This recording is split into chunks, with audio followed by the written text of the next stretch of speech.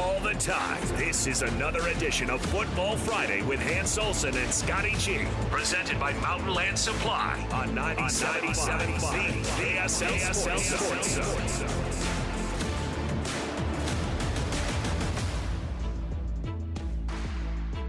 Welcome back, Football Fridays. It is a Frank Dolce Football Friday. Okay, Frank's going to question me. It's all Frank all the time. They call this segment the Beans and Frank. The deposition Franks segment. and Beans. And I don't know why we don't have Utah Man leading us in every segment. What's happening here? It's not a Thursday, bud.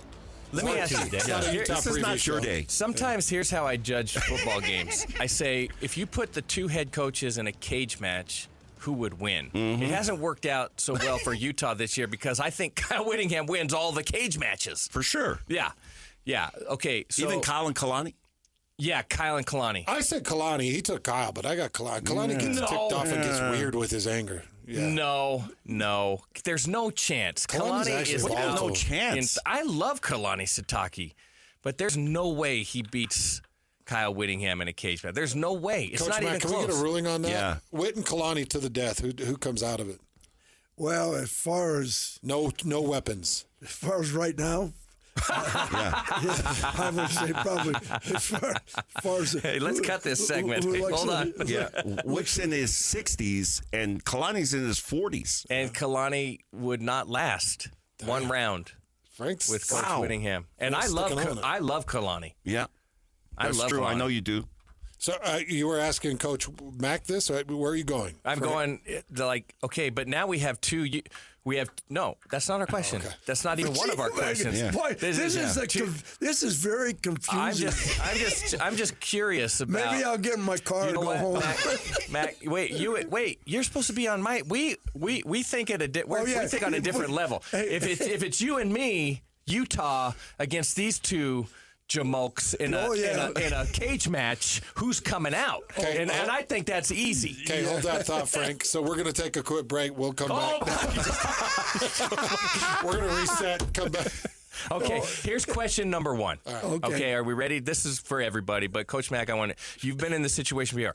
So leading up to this point, I know there was some chatter. There's always been some chatter about Coach Whittingham, but he really has been. I mean, you started the program, and then Urban was kind of the plumber there for a couple years, and then Coach Whittingham has had this incredible run as with the football program, and now he's on the hot seat, which is crazy to me. And then on the other side, Kalani has been on the hot seat ever since the day he arrived, and now he's the best coach ever. Yeah. Okay, so I just want to. I just want you to walk us through Coach Whittingham's thought process at this moment, because it's been a rough year. There's a lot of chatter about whether or not he should make the decision to come back to the program. I keep saying, I can't imagine him walking out in this scenario. But what is he going through? Well, he's mentally he's going through. How did this all happen? And Right. And he's looking for he's first of all, Kyle's he's a thinker, so he's like he's processing everything. He's processing the coaching staff. He's processing the players. He's processing the system. Okay, where do we need to get better? Who's going to help us get better? Obviously, the offensive coordinator job is huge. So there's a lot of things that he's going through, and it has to do. You go back. When Andy stepped down. Mm-hmm. To me, that was a tough decision, because Andy is Andy. He's just real steady, and he knows exactly what Kyle wants, and he's He's not an attention seeker. No. He's a company man, and so all of a sudden, he's the scapegoat, for this. So we get a new voice, and I don't know how this other guy had interjected himself, where all of a sudden everybody has confidence, because he's all of a sudden I'm a third or fourth game, and I'm saying, who's that guy? Yeah. Yeah. And I said, what's he do? And then all of a sudden I see him over there with the quarterbacks, right?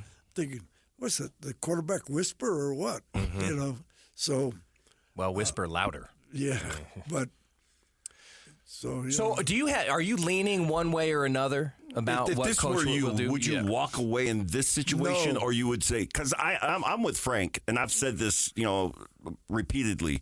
I don't see Coach Whitt walking away on this season just because you don't go out like that. No, I don't think so. I don't think so either. but I think, I texted him the other day and I said, hey, whatever you do, don't step away at this point. Yeah.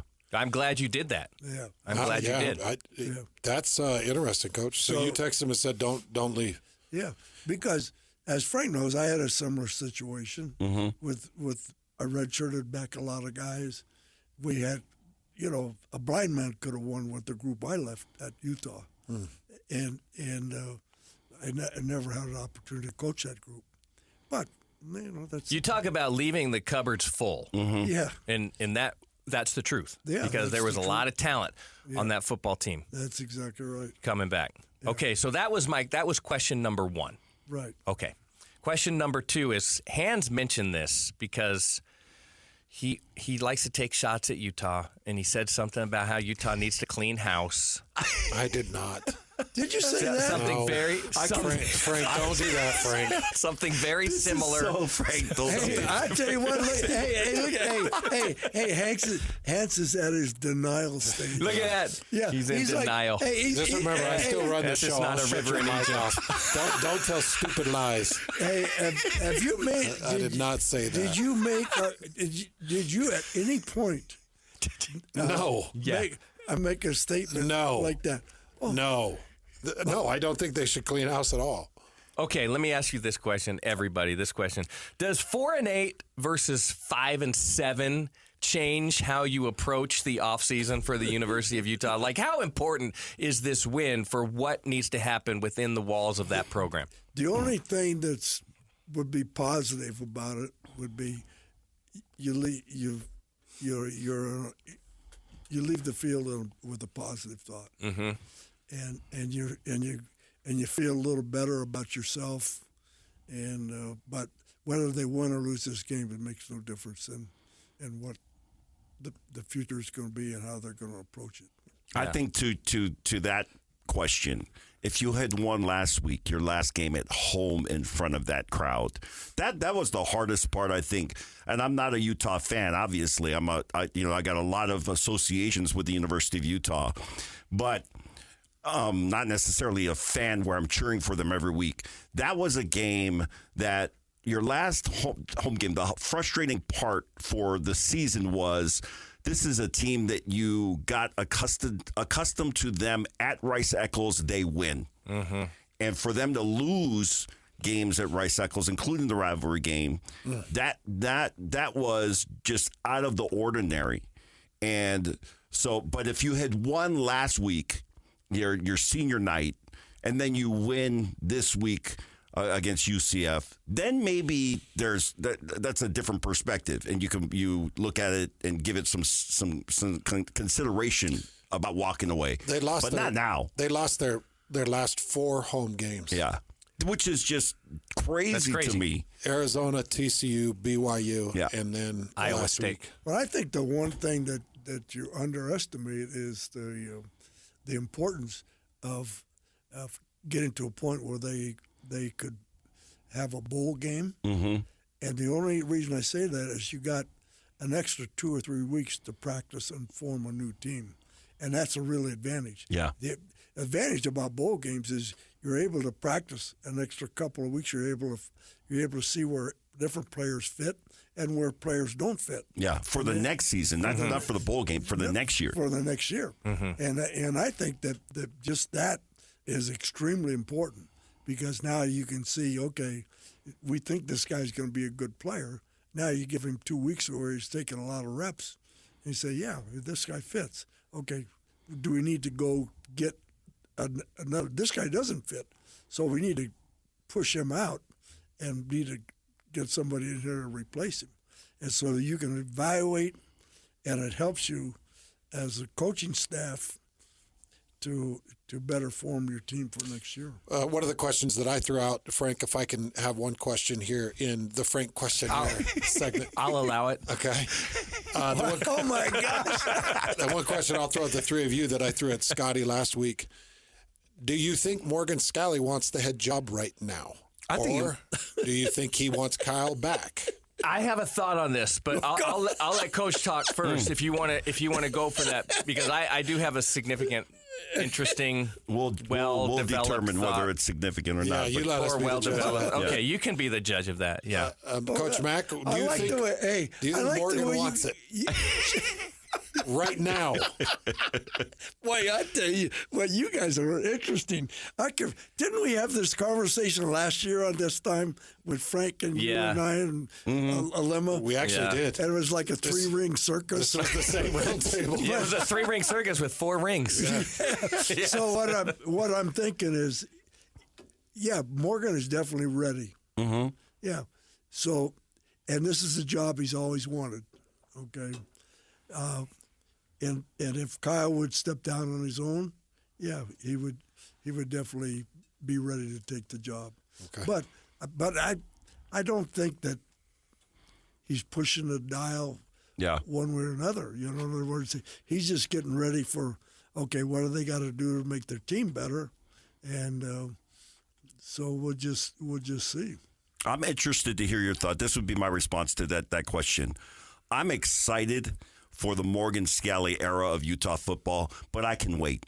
I can wait. Mm-hmm. It's not like, man, I can't wait for that. I can wait for it. I can wait for it. That's a great point. Well, Yeah. I can wait for it too, but if I'm Morgan Scalley, like, there's no better time for him to take over than when the program's down, because anything that he does positive, people are going to say, well, Morgan Scalley came in and helped turn the program around. The program is pretty darn low right now. But with all the success that they've had. And if he follows success with us, I mean, look at the dude at Alabama right now. They want to run him out of town. Yeah. Hey, You know what I mean?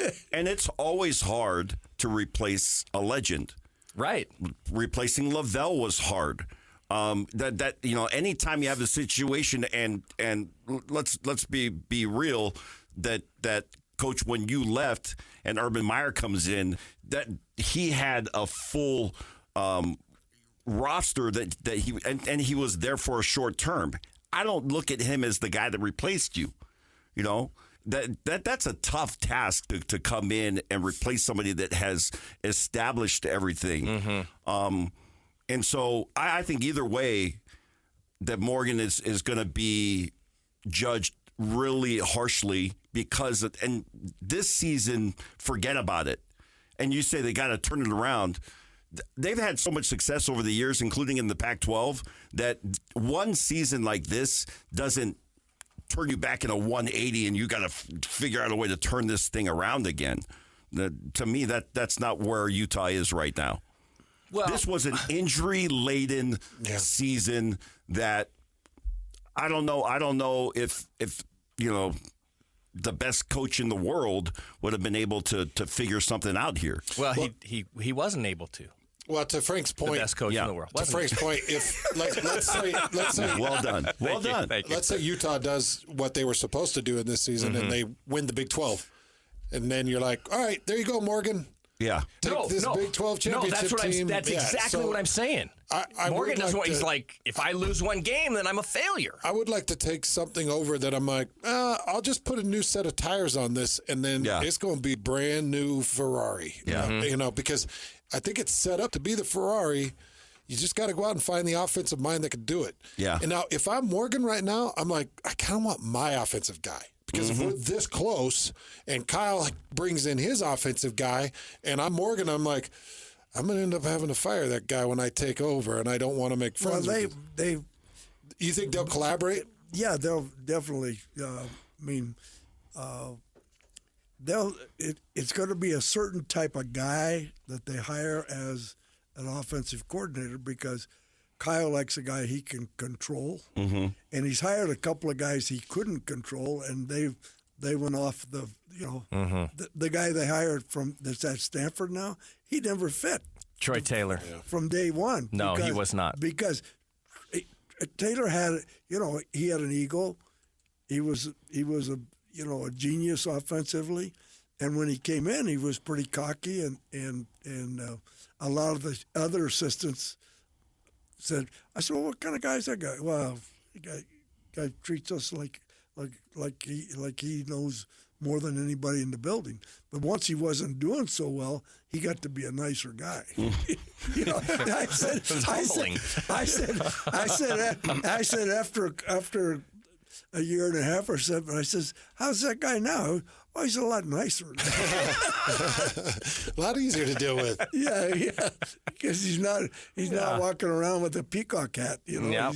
Now he's got just a regular hat. But So I think you're right, Coach, and I thought there were reports about that, about Coach Whittingham and He did mention Morgan, that. collaborating on an He said he would, offensive but coordinator. He said he would, but it's Kyle Whittingham. Yeah. Kyle does Kyle things. So are you And saying Morgan the is like- collaboration? Morgan's just used to saying to Kyle, Okay. yes, sir. You don't think there's a significant back and forth between those two? No, I think that Morgan is still the student and Kyle is still the coach. That's a hard position to be in general. Yeah, because Morgan grew up in that program. And you got to remember this.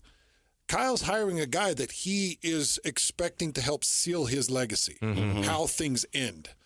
How much does he take Morgan's opinion into account? When Kyle's like, I've been doing this longer than you've been alive, son. So your job, your time's coming, but I'm bringing in so-and-so because I need some patchwork. I need to win now because I might be here 1, maybe 2, maybe 3 more. Yeah. But I got to get this done. I think that personally he'll listen to opinions, and everybody's going to have to be on board with this hire, and he'll ask Morgan, and I'm sure that Morgan will sit in on the interviews, and they'll have a guy that is a very smart offensive mind who fits into their system, and a guy that will be able to fit in well with the offensive staff and be exactly what they're looking for. More Football Fridays next. Hey, bro. You hear us every day with our crazy opinions. Hey, what you doing? Well, now it's time to hear from you. Hey, great show. Download the KSL Sports app and fire off your thoughts with the call-in tab on the bottom of your screen. Your show is fantastic. It's the one that captivates me the most. You can tell PK to stop singing. Cheap bangs. Let Jake and Ben know what you really think of the Jazz.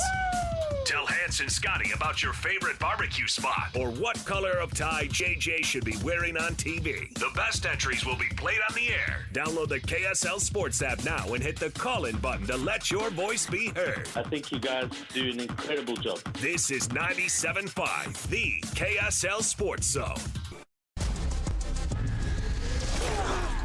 It's a Friday, and we're talking football non-stop. All football, all the time. This is another edition of Football Friday with Hans Olsen and Scotty G. Presented by Mountain Land Supply on 97.5, the KSL Sports Zone. Wow. It's like a halftime speech in here. What you doing, Who's Frank? recording that? Hey, Who's recording that? By the way, why did Jake Retzloff want to talk about Houston? Okay. I don't know how they wanted to talk. Hey, And move on, what's the Frank. other Move thing that on. Jake? Hey, by the way, I've become a fan of Retzloff. I like that guy. Did he just say that the Houston defense is pretty good? They're the number 1 defense in the conference. Yeah, they're really good, man. And he said they're pretty good. They're really good. What did you want him to say? That's a damn good defense we're facing. Oh, he wouldn't say the D word. He wouldn't All evidence to the no. contrary. We don't talk like that at BYU. All Come evidence on, to man. the contrary. Lloyd. Yeah, Lloyd. Yeah. What are you talking about? I don't know what I'm talking about. Oh, those gosh darn people. That's they're so good on defense. That's how we talk. That's Coach. right. right? That's how we talk. That's how we do. That's right. Speaking of BYU, they're up 38-27 on North Carolina State on the basketball court. Right on. 38-27. It is currently halftime. So those boys just need to show up and be nice. Everybody be sweet. That's all. I still can't believe that halftime sound got out. It's just insane to me. Hey, what would you do, Coach, if you found out somebody was sitting outside of your halftime door recording some of the speeches you gave to kids? Well, I tell you what, up at Utah State in the old days, they had somebody sitting right by there, right there, Did and they? they listened to your halftime deal. Same thing at Wyoming. You know, they had a way to Listen in. Listen in. Hey, yeah. same Don't thing get me at started on same thing UTEP. at Colorado State when what's his name, the head coach was there. He painted the locker rooms pink and Oh, everything. yeah. That was the guy from Ohio State. Yeah, And yeah. Everybody hated him there. Yeah. Even the bus driver hated him. Hey, and bus drivers love everybody. He hated him there. Even the bus driver. so Even the bus driver hated that guy. That's bad. So we're getting on the bus at and the bus driver says, "I'm glad I'm driving your bus because I hate the coach." Colorado State. I said, "You hate your own coach?" He said, "Yeah, he's a real Beeper. What?" And so I can't say it, Lloyd. So I'm reserving. Yep. So I'm reserving him. And I said, "It's a pleasure to be on the winning bus." Oh, there you go. Yeah. There you go. And then the guy had a picture of the officials on their in the pink locker room. Yeah. And he says, "I know who you are." And he had their pictures across like this, right, of the officials. And so as the officials come in, I said, "Hey, this guy from Colorado State, he knows who you are. See, he's got your pictures all over the place. So you better be careful." Ooh. Were you shaking in your boots? No, but they're looking at me like, "What are you talking about?" I said, "Well, go take a look at your locker room." That's actually a good strategy to alert the officials and let them know. Like, that coach, he hates you. Right. He hates you. You should hear the things he says about you guys. But we love you. You guys are awesome. Yeah, right. We know who you are.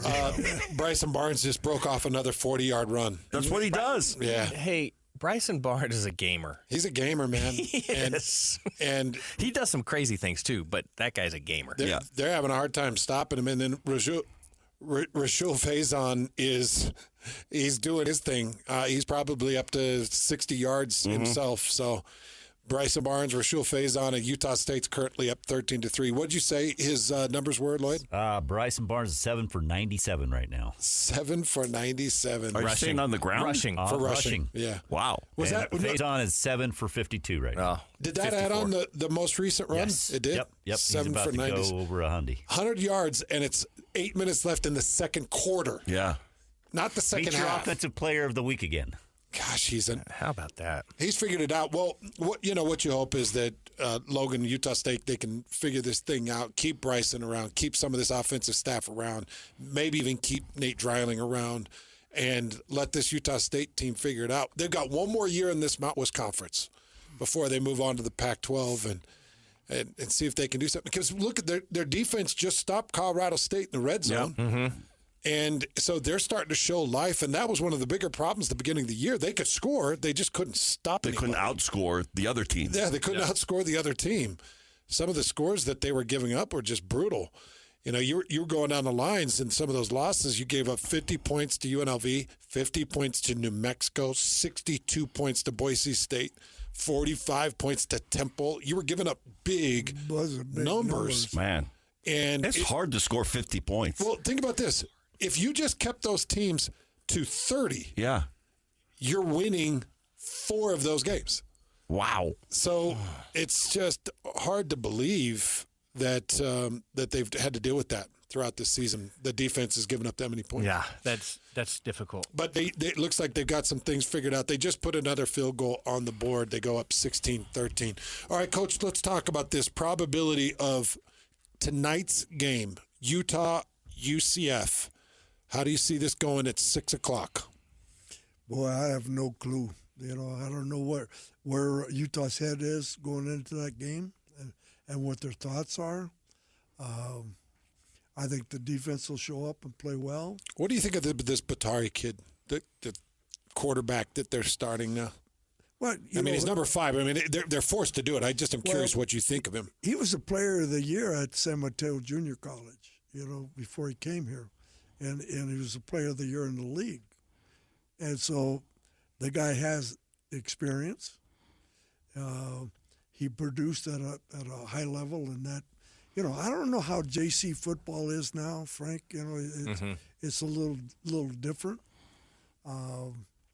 There's some really good teams and some really bad teams, but the traditional junior college teams some are extremely bad and some are legitimate. Where before it was much more balanced. You had good players almost everywhere. So, and I think San Mateo's is in with, a decent group up there, but I'm not so sure how good that league is.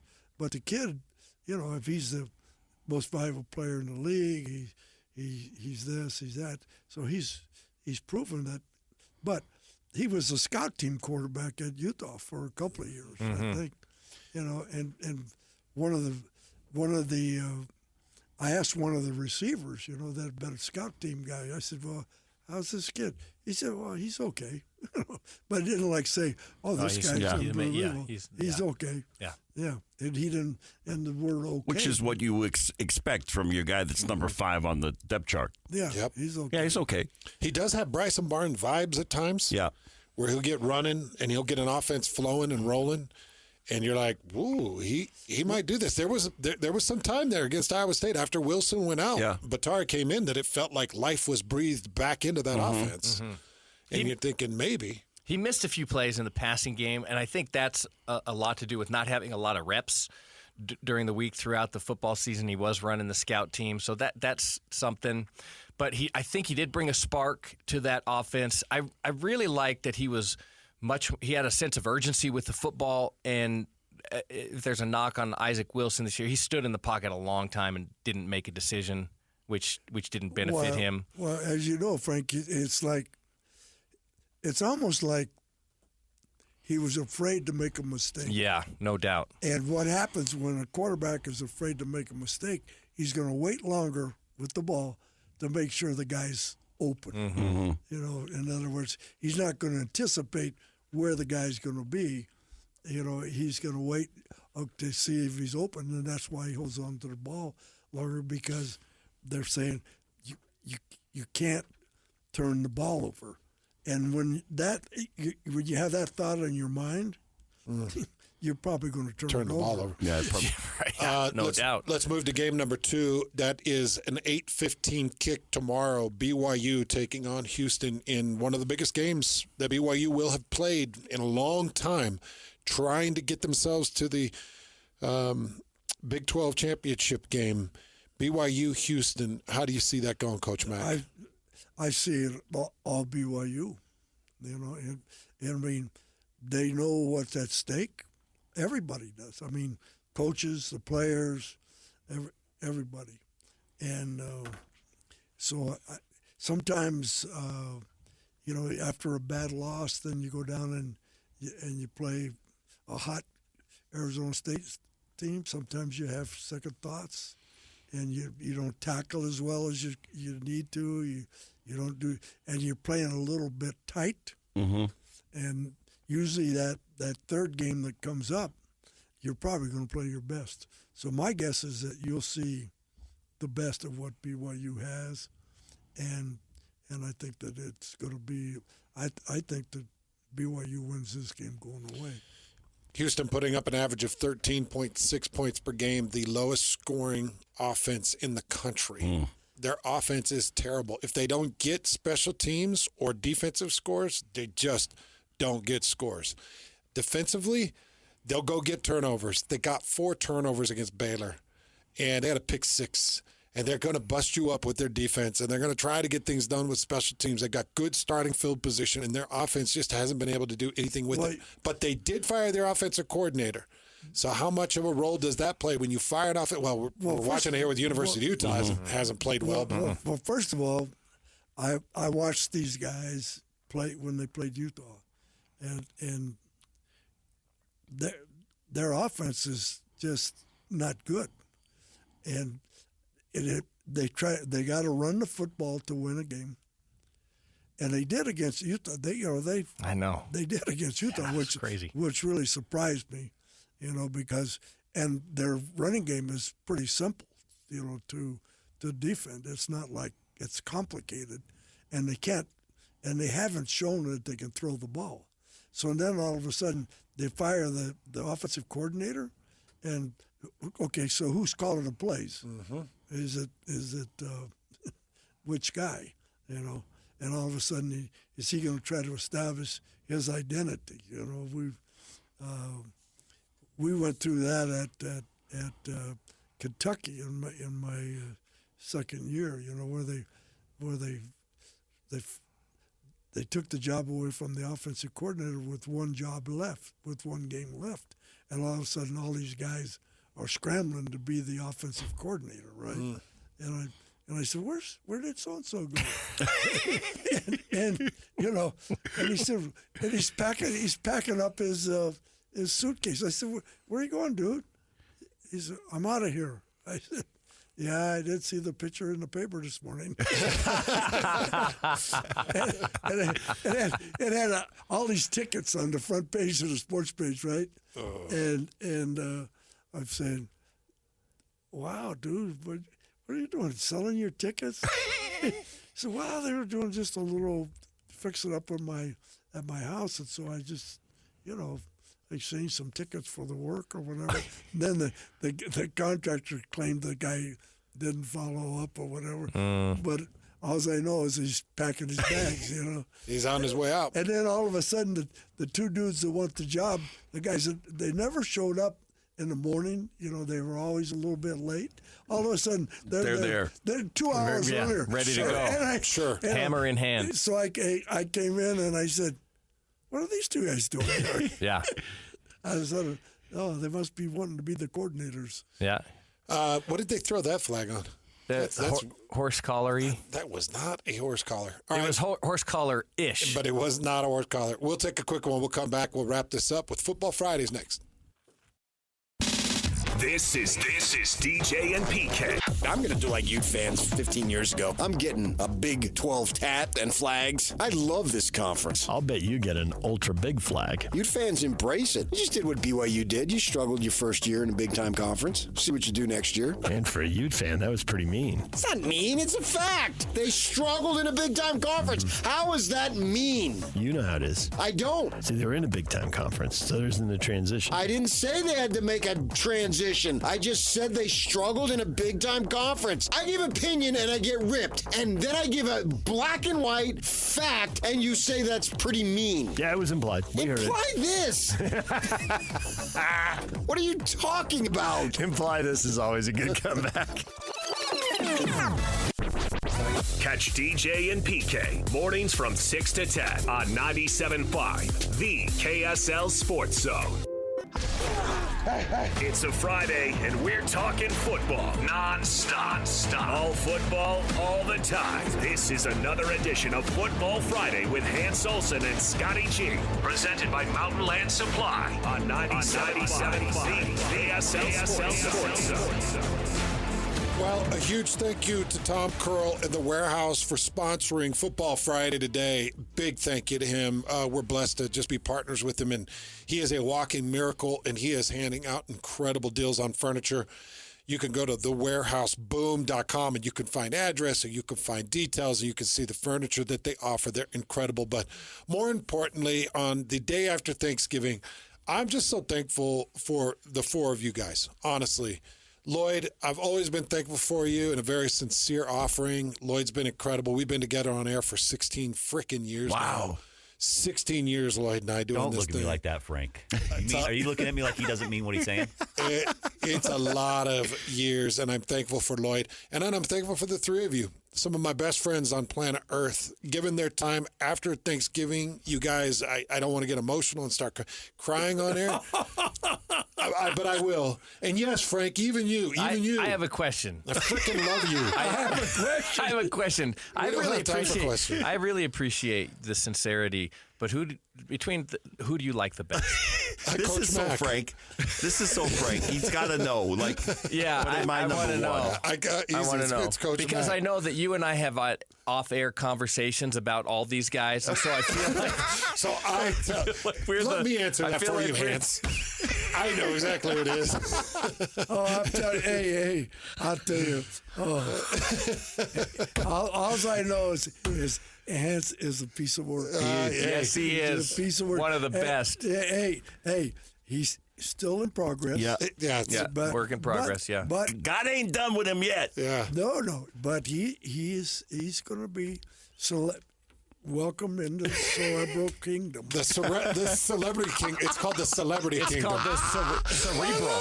The Cerebral Kingdom. Hey, we got this guy. We got 4 degrees of glory now. Hey, the Celebrity Kingdom. I'm gonna book my seat in that one. Hey, we got this guy coming soon, right? So was it last week? He says he maxes out at 55. Yeah, that's right. Yeah. You did the calculations, and after you were done in the NFL, that your life expectancy was 55. 55. I remember that. So got 8 years left. So what we know is you're going to have a nice time on your vacation. Yeah. Be careful.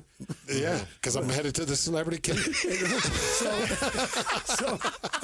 Hey, not everybody gets to go there. I mean, and they said, well, he's coming soon.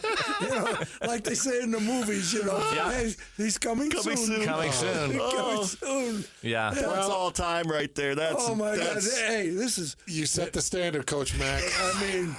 You set the standard. Oh my gosh. Oh, Hans, thank you for that sincere, heartfelt gratitude, and it is reciprocated for sure. Absolutely love you guys, and we got to make this a tradition, man. The 4 of us every Thanksgiving. I'm telling you, love being with you guys. Love football. We'll hand it off to Utah State football. Remember, we got pregame. Pregame's going to start at 5 o'clock. JJ and Alex are going to take you up until that pregame. So we got a lot of things going right here on The Zone.